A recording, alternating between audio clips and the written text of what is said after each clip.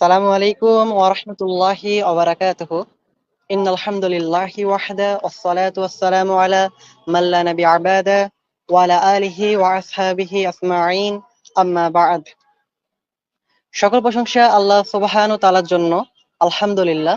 দরুদ এবং সালাম বর্ষিত হোক বিশ্বনবী মুহাম্মদ সাল্লাল্লাহু আলাইহি ওয়াসাল্লামের উপর। সকলে আবারও বলি সাল্লাল্লাহু আলাইহি ওয়াসাল্লাম। তো আজকে যেহেতু উন্মুক্ত আলোচনা, তো আমাকে আলোচনার বিষয় দেওয়া হয়েছে বিবাহ বিষয়। বর্তমান সমাজের যে অবস্থা আর সালাফদের যুগে কি অবস্থা ছিল এই বিষয়টা নিয়ে আমি সংক্ষিপ্তভাবে বলার চেষ্টা করছি। তো আমাদের বর্তমান সময়ে যেটা দেখা যায় যে ছেলে প্রতিষ্ঠিত না হওয়া পর্যন্ত পরিবার বিবাহ দিতে চায় না। পিতামাতার একটাই কথা যে ছেলে প্রথমে প্রতিষ্ঠিত হবে।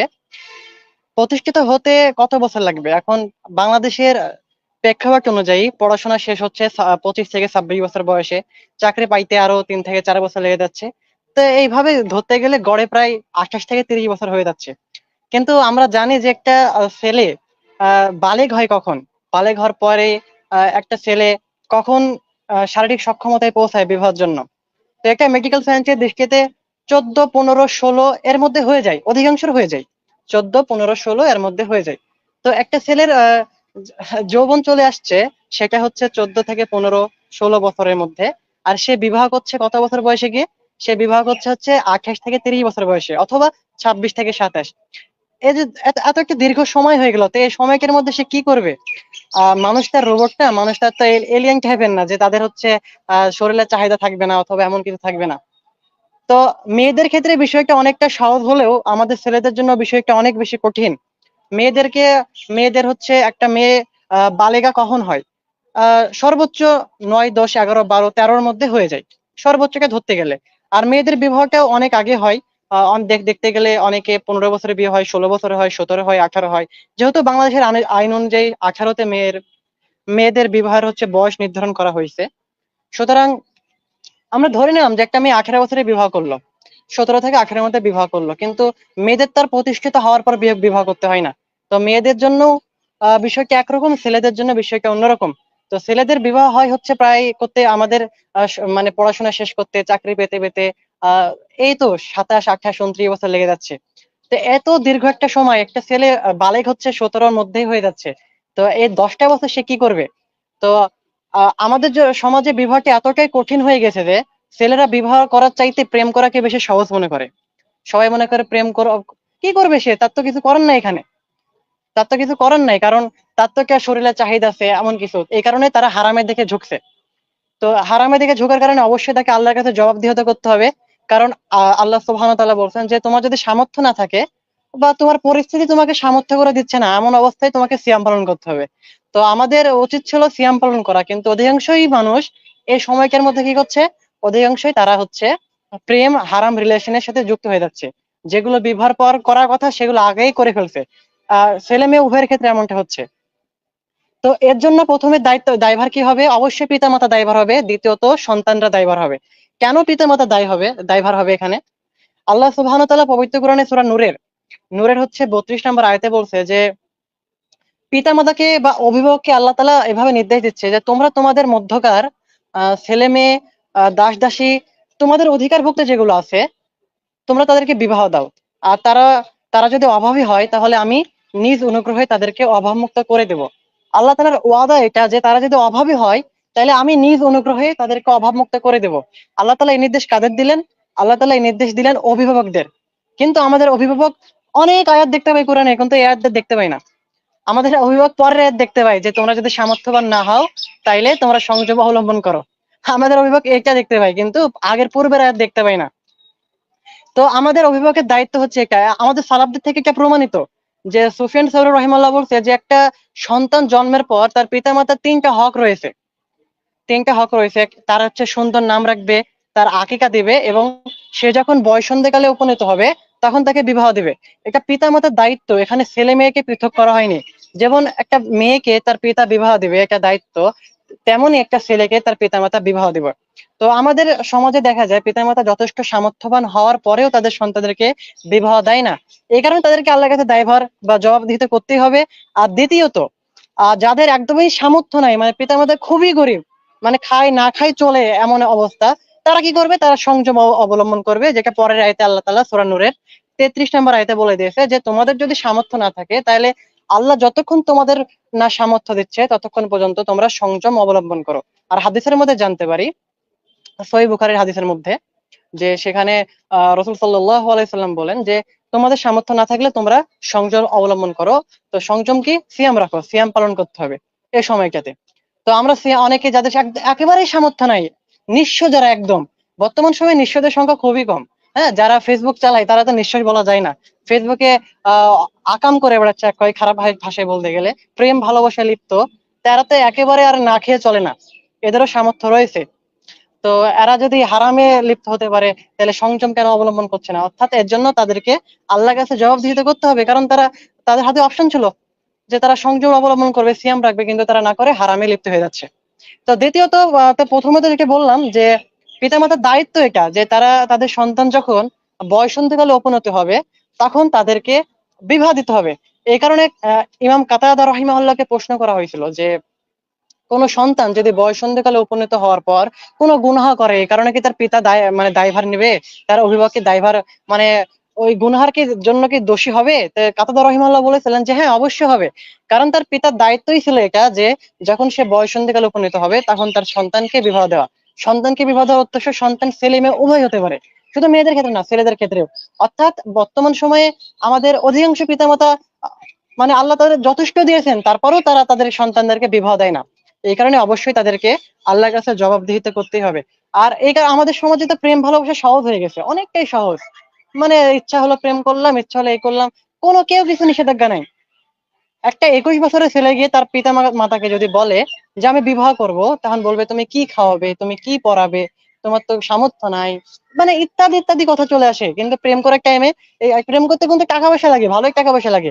তখন খরচ হলে তার পিতা মাতা জানতে পারার পরেও তারা কিচ্ছু বলে না, বলে স্বাভাবিক বিষয়, এটা এখন অহরহ হচ্ছে সমাজে, এটা প্রচলিত হয়ে গেছে, এগুলো কোনো বিষয়ই না।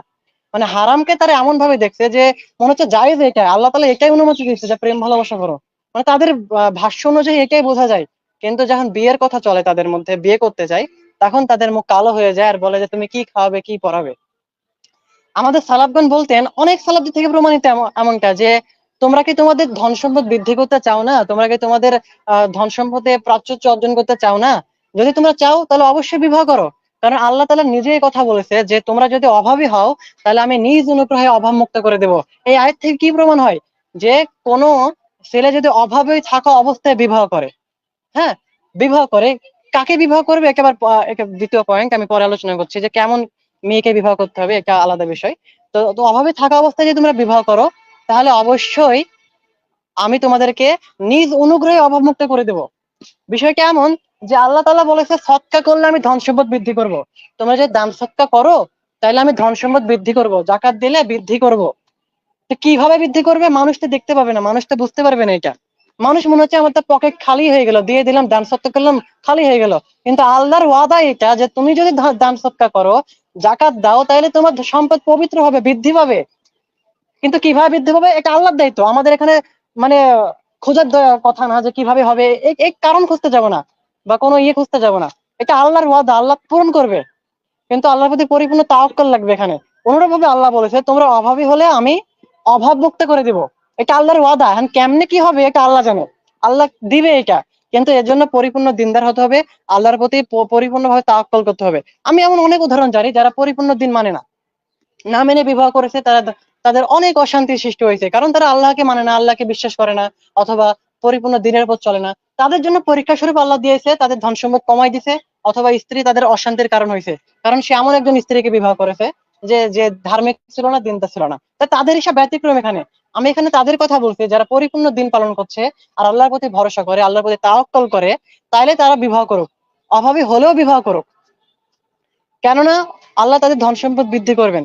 আর রাসূল সাল্লাল্লাহু আলাইহি সাল্লাম যে ওখানে বললেন হাদিসের মধ্যে, তোমরা সামর্থ্য না থাকলে তোমরা সিয়াম পালন করো। হ্যাঁ, এটা ভালো কথা, কিন্তু আমরা এমন অনেক হাদিস জানি যেখানে রাসূল সাল্লাল্লাহু আলাইহি সাল্লামকে এখন সাহাবীরা এসে বললেন যে ইয়া রাসূলুল্লাহ, আমি বিবাহ করব। আল্লাহ রাসূল বললেন যে তুমি বিবাহ করবে, তোমার কাছে কি আছে? মোহর দেওয়ার মতো, মহারণা দেওয়ার মতো কিছু আছে কি? তা বললো আমার কিচ্ছু নেই, আমি নিঃস্ব। তখন আল্লাহ রাসূল জিজ্ঞেস করলেন তুমি কি কোরআন তিলাওয়াত করতে পারো? তখন বললেন যে জি আলহামদুলিল্লাহ আমি পারি। তখন মেয়েকে জিজ্ঞেস করলেন তুমি কি পারো? তো বললো আমি পারি না। তখন ওই ছেলেকে বা সাহাবীকে উদ্দেশ্য করে বললেন তুমি তাকে কোরআন শিক্ষা দাও, তাইলে এটাই মহারানা হিসাবে হয়ে যাবে আর কি। কিছু কোরআনের সূরা শিক্ষা দাও, তাহলে এটাই মহারানা হয়ে যাবে। তাহলে কত সহজ বিবাহ ছিল, তাদের বিবাহটা কতটাই সহজ ছিল। আবার এমন হাদিস পাওয়া যায় যে লোহার আংটির বিনিময়ে বিবাহ হয়েছে। তো তাদের মহারণা, তাদের মহরটা কত স্বল্প পরিমাণে ছিল, কতটা। আর বর্তমান সময়ে বিবাহকে এতটাই কঠিন করেছে, শুধু ছেলেদের পক্ষ থেকে না, মেয়েদের পক্ষ থেকেও। মেয়েদের পক্ষ থেকে কাবিন বানা হচ্ছে, যেটাকে মহারণা বান্ধা হয় আর কি, ছেলেদের পক্ষ থেকে কাবিন। তো মেয়েরা কত পাচ্ছে, কেউ 10 লাখ, কেউ 5 লাখ, মানে সামর্থ্যের একদম বাইরে। একটা ছেলে যে ইনকামই করে মাসে 10 থেকে 15 হাজার টাকা, সে এত টাকা, 5 লাখ 10 লাখ টাকা কিভাবে ইয়ে করবে, কিভাবে সে ইয়ে করবে, দিবে? এই কারণে মানুষের জন্য জিনাটা অনেক সহজ হয়ে গেছে, জিনা করতে এত টাকা লাগে না। খারাপ ভাষায় বলতে গেলে মাত্র 500 থেকে 1000 টাকা দিলেই জিনার কাজ সহজ হয়ে যাচ্ছে। তো একটা ছেলে নিজের চাহিদা পূরণ করার জন্য 5 লাখ 10 লাখ টাকা দিয়ে কেন বিয়ে করবে, বিষয়টা এখানে প্রশ্ন চলে আসে। তো যদিও এর মধ্যে যাইতে হবে না, জিনা তো অবশ্যই এখান থেকে আল্লাহ তাআলা বিরত থাকতে বলেছেন, অবশ্যই এর জন্য তাকে শাস্তি পেতে হবে, কারণ তার উচিত ছিল সংযম অবলম্বন করা। কিন্তু আমি এখানে উদাহরণ হিসেবে বোঝালাম যে জিনাটা কতটা সহজ আর আমাদের জন্য বিবাহটা কতটা কঠিন হয়ে গেছে। 10 লাখ 5 লাখ টাকা মহারণা বাঁধার কারণে একটা ছেলে শোধ করতে পারে না, লাস্টে তাকে ভিখারির মতো স্ত্রীর কাছে হাত পাততে হয় যে তুমি আমাকে ক্ষমা করে দাও, ইয়া করতে হয়। আর এখন তো ডিভোর্সের সংখ্যা একাধিক বেড়ে গেছে। তো এখনকার মেয়েরাও এমন হয়ে গেছে যে বিবাহের পর অল্প কিছুদিন না যেতে তালাক তালাক দিয়ে দিচ্ছে। কারণ আমাদের ইসলামের শরীয়তে মেয়ে কখনোই কোনো ছেলেকে তালাক দিতে পারবে না। হ্যাঁ, খোলা তালাকের হিসাব অন্যরকম, তবে সরাসরি তালাক দিতে পারবে না যে আমি তোমাকে তালাক দিলাম, আমি তোমার থেকে বিচ্ছিন্ন থাকলো, এমন সহজে না। ইসলামে এমনটা না, কিন্তু দেশীয় আইন অনুযায়ী একটা মেয়ে চাইলে একটা ছেলেকে তালাক দিতে পারে। তখন কি করবে, ছেলেকে বাধ্য হয়ে কি করবে, ছেলে বাধ্য হয়ে এখন এত টাকা কোথায় পাবে? এই যে 5 লাখ টাকা যে মহারণা বাঁধলো, কোথায় কি পাবে? তো বিয়েটা কতটা কঠিন হয়ে গেছে। অনুরূপ ভাবে ছেলেদের পরিবার থেকেও, ছেলের পরিবার যৌতুক ছাড়া বিয়ে দিতে চায় না। যে মেয়ে এত টাকা মহারণা পাচ্ছে, তাহলে আমি কেন যৌতুক ছাড়া বিয়ে করব? আমারও ইনকাম আছে ভালো, তাহলে আমি যৌতুক ছাড়া কেন বিয়ে করব? তো এগুলো সব হিন্দুদের নীতি থেকে, হিন্দুদের থেকে চলে আসছে। তো আমাদের উচিত যেটা, সেটা হলো বিয়েকে সহজ করা। আর জিনা যেন কেউ করতে না পারে, এই ব্যবস্থা করা, যে জিনার দিকে কেউ যদি না ঝুঁকে। তো সর্বোপরি যেটা বলতে চাচ্ছিলাম যে আমাদের সমাজে বিয়েকে অনেক কঠিন হয়ে গেছে, আর জিনা করাটা অনেকটাই সহজ হয়ে গেছে। তো আল্লাহ তাআলা আমাদের সবাইকে হেফাজত করুক। আর যারা আল্লাহর প্রতি পরিপূর্ণ তাওয়াক্কুল রাখে, আমরা আল্লাহর প্রতি বিশ্বাস রাখি এবং দিনের পথে চলার চেষ্টা করি, তারা যেন অভাবে থাকা অবস্থায় বিবাহ করে নাই। আল্লাহ তাদের ধন সম্পদ বৃদ্ধি করবেন, এটা আল্লাহর প্রতি ভরসা রাখতে হবে। আল্লাহ তাআলা ইনশাআল্লাহ বৃদ্ধি করবে, এটা এমন ভাবে বিশ্বাস করতে হবে যে আল্লাহ বৃদ্ধি করবে এটা। আল্লাহ কাউকে না খাইয়ে মারবে না, তার রিজিক সে নিজে নিয়ে আসবে। আপনি যাকে বিয়ে করছেন তার রিজিকের মালিক আপনি না, তার রিজিকের মালিক আল্লাহ।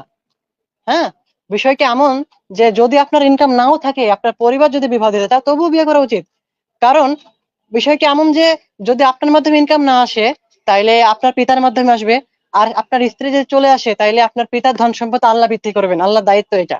আল্লাহ বলতে অভিভাবকদের তোমরা তোমাদের সন্তানদের বিবাহ দাও, তাইলে তারা অভাবী হলে নিজ অনুগ্রহে আমি অভাব মুক্ত করে দেবো।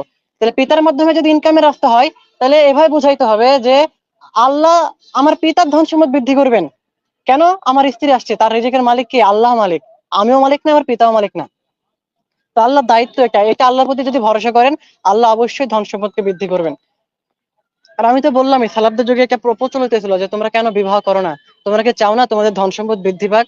যদি তোমরা যদি চাও আমাদের ধন সম্পদ বৃদ্ধি পাক, তাহলে অবশ্যই তোমরা বিবাহ করো, কারণ বিবাহের মাধ্যমে ধন সম্পদ বৃদ্ধি পায়। তো এটা করতে হবে। আমি এমন অনেক উদাহরণ জানি যে বিবাহের পূর্বে তাদের ইনকাম বাড়ছিলই না, একটা নির্দিষ্ট ইনকামেই চলছিল, কিন্তু বিবাহ করার সাথে সাথে তাদের প্রমোশন হয়েছে, টাকার ইনকাম পরিধি বাড়ছে, সন্তান হওয়ার পর আরো পরিধি বাড়ছে। তো আমাদের সকলেই মনকে উন্মুক্ত করে পিতামাতাকে বোঝানো উচিত। পিতামাতাকে বোঝানো উচিত সমাজ কি বললো, সমাজ আমাকে খাইতেও দেয় না, পড়তেও দেয় না, বরং পিতামাতাকে বোঝানো উচিত যে আল্লাহ তাআলা এইভাবে নির্দেশ দিয়েছেন, আল্লাহ রাসূল এইভাবে বিবাহ দিয়েছেন, সবাইকে এইভাবে অনুমতি দিয়েছেন বা এইভাবে নির্দেশ দিয়েছেন। এভাবে বিবাহ, মানে এই বিষয়টা বোঝানো উচিত আর কি। আর আরেকটা বিষয় বলে আমি আলোচনা শেষ করব, সেটা হলো, সময় খুবই কম, আজান দিয়ে দিবে। তো সেটা হলো যে বিবাহ কেমন মেয়েকে করব। তো আপনি যদি এমন কোনো মেয়েকে বিবাহ করেন যে আপনাকে বার্ধক্যের আগেই আপনাকে বয়স্ক, মানে বৃদ্ধ বানিয়ে দিবে, এমন মেয়েকে বিয়ে করলে আপনার জীবনটা একদম নরক হয়ে যাবে, এক কথায় মানে জাহান্নাম হয়ে যাবে। আপনি ধ্বংস হয়ে যাবেন, হাদিসের ভাষায় যে সে ধ্বংস হয়ে যাবে সে যদি বেদিন কাউকে বিবাহ করে। তো এমন কাউকে বিবাহ করবেন যে অবশ্যই ধার্মিক, যে পরিপূর্ণ ইসলাম অনুসরণ করে, আল্লাহকে চিনে, তার রাসূলকে চিনে, এমনকি অল্প চাহিদা সম্পন্ন সাধারণ কাউকে বিয়ে করবেন, বেশি উচ্চ চাহিদা সম্পন্ন কাউকে বিয়ে করবেন না। উচ্চ চাহিদা সম্পন্ন কাউকে বিয়ে করবেন। আর আপনি যেমন তেমনই মেয়ে খোঁজেন, আপনার গায়ের রং যেমন তেমন মেয়ে খোঁজাটাই আপনার জন্য উচিত। আপনি আহ, কথার কথা, আপনি অনেক কালো, এখন যদি আপনি অনেক বেশি সুন্দরী খোঁজেন, তাহলে এটা কুফুর সাথে মিলে না, মিলে না। আর যদি আপনার ধর টাকা পয়সা থাকে, আর যদি পরিবার যদি দিতে চায়, মেয়ে রাজি থাকলে সেটা ভিন্ন হিসাব। তো কুফু মিলিয়ে বিয়ে করবেন, এটা উচিত, এটা উচিত। যদিও কুফু মিলানোর হাদিসগুলো সহি না, তারপরেও এটা সমাজের দিক থেকে, বর্তমান সমাজের দিক থেকে কুফু মিলানো একটা উচিত। কুফু কি জিনিস? যে বিবাহের ক্ষেত্রে দুজনের সমতা আছে কিনা, এ বিষয়টা দেখবেন যে আপনারা কোথায়, তারা কোথায়। তারা যদি উচ্চবিত্ত হয়ে থাকে, উচ্চবিত্ত পরিবারের মেয়ে যতই ধার্মিক হোক না কেন, একজন গরিবের ঘরে আসে, তারা কখনোই মানে ভালোভাবে থাকতে পারবে না। কিছু কিছু ব্যতিক্রম রয়েছে। তো আমি এটাই বলছিলাম যে কুফু মিলিয়ে বিয়ে করবেন আর ধার্মিক কাউকে বিবাহ করবেন। তো আল্লাহ সুবহানাহু ওয়া তাআলা আমাদের সবাইকে বোঝার তৌফিক দান করুক। আলোচনা এখানে সংক্ষিপ্ত করছি। আসসালামু আলাইকুম ওয়া রাহমাতুল্লাহি ওয়া বারাকাতুহু।